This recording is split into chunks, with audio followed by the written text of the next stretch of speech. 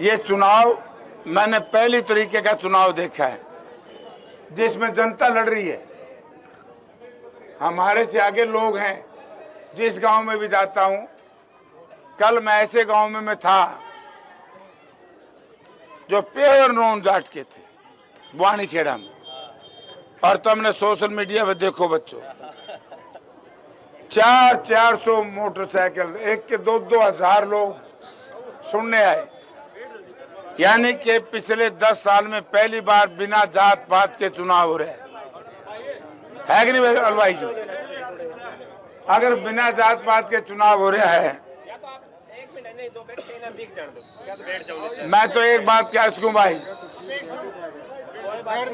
10 साल Chaudhary Om Prakash Chaudhary Bhupendra Singh Hooda chief minister रहे, 10 साल मनोहर लाल रहे।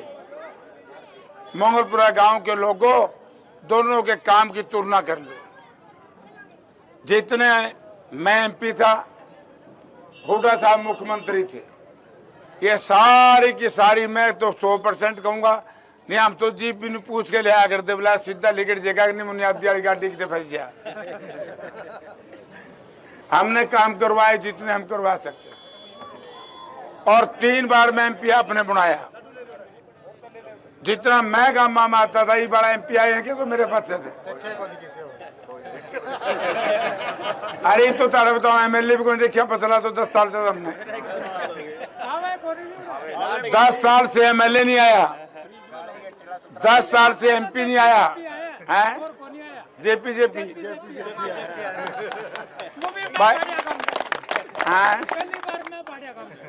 हाँ, तो भाई बात यह है। हाँ, इसने पहला 37 साल पहला। तो भाई एक बात सुनो, इनका सारा काम की निगाह ठीक से सारे वोट दे दोगे? हाथ आगे समर्थन करते भाई साहब का। कांग्रेस पार्टी देखो, आदमपुर बाई इलेक्शन था, मैं नहीं लड़ना चाहता, लेकिन पार्टी ने कहा कि जयप्रकाश तू लड़, मैं लड़ा। हमारे खिलाफ प्रचार किया गया, भाई कांग्रेस के खिलाफ SC-BC के लोग हैं।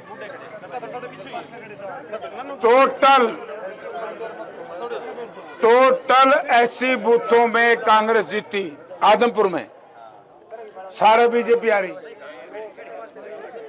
बैकवर्ड का सबसे बड़ा सबसे मजबूत गांव है डाणी मोहब्बतपुर। डाणी मोहब्बतपुर में कुल 80 वोट का फर्क रहा। और ये मनोहर लाल जी गए JP नड्डा के पास, इनके प्रधान पे, बोला जी हम एक सीट जीत ले। तो उन्होंने रिजल्ट देखा, एक तो सीट जीते है, तब तो 89 हारे है। क्योंकि जब भी SC और BC कांग्रेस का साथ देता है तो कांग्रेस जीतती है, और जब कांग्रेस जीतती है तो SC-BC वर्ग का भला करती है। और जब तुम रूस जाओ तो कांग्रेस की लागे सीधी कड़ है, और जब कांग्रेस की कड़ लाग है, दूसरे तो हमने भी नहीं संभालते। देख लो 10 साल तक संभाले तो क्या छोटा सा क्रीमी लेयर की बात है, 2 लाख का फर्क है। ये मनोहर लाल मान्य हो बताए दो भाई, फिर नहीं मान्य भी इनका क्या करोगे भाई? भाई मारोगे जे, 2 बात कहूंगा, हर बूढ़ा बूढ़ी को 6000 रुपये बिना पेंशन, जिस दिन मुख्यमंत्री की ओथ होगी उसी दिन। हर गरीब आदमी को, हर दलित को, बैकवर्ड को 100 गज के प्लॉट में सरकारी मकान बना करके सबको देंगे। पहले भी देर के 300 यूनिट यूथ छापे मार आंडा है, रणजीत सिंह छापे मारे बिजली का। आई को नहीं रे आवाज आन तो दो स्कीम आई को नहीं है। हां मैं भी छापा मार दियो, मोटे-मोटे ठाए पे तो 300 यूनिट बिजली फ्री, सिक्योरिटी चलेगी नहीं रे, लगेगी इज्जत मेरा बटेगा। 500 रुपए का सिलेंडर, MSP के हिसाब से आपकी फसल बिकेगी, और ओल्ड पेंशन बहाल की जाएगी। पदक ले आओ, पद पाओ, और इन महिलाओं को साल का 1 लाख रुपया हर के खाते में जाएगा और कौशल वीर योजना बंद कर दी जाएगी।